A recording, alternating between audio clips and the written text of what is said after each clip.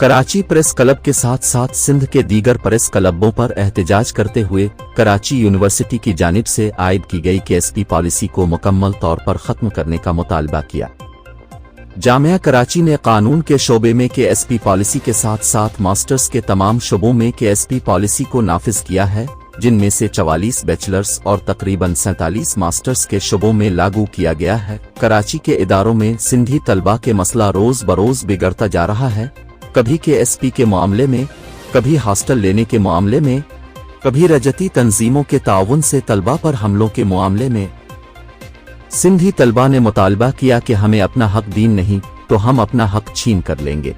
देखिए, मसला ये है कि मजमूई तौर पर अगर हम पूरी सिंध की सूरत हाल देखें तो एक तो इतने कोई बड़े तालीमी इदारे हैं नहीं, मेट्रोपॉलिटन शहर है कराची और सिंध का एक हिस्सा है, सिंध का कैपिटल है, तो वहाँ पे एक बहुत बड़ी यूनिवर्सिटी है। ज़ाहिर सी बात है जो हमारे तलबा पूरी सिंध से आ रहे हैं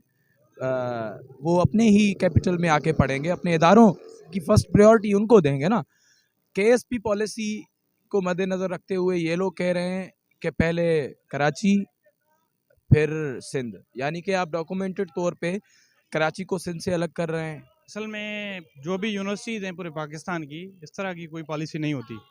क्योंकि जो पॉलिसी बनी हुई है उसमें 44 डिपार्टमेंट बैचलर्स के और 47 मास्टर्स के डिपार्टमेंट जो हैं केएसपी पॉलिसी में इम्प्लीमेंट कर दी गई है उसमें। अब मसला ये हो रहा है कि जो भी यूनिवर्सिटी जिस इलाके में होती है वहाँ के बच्चों के साथ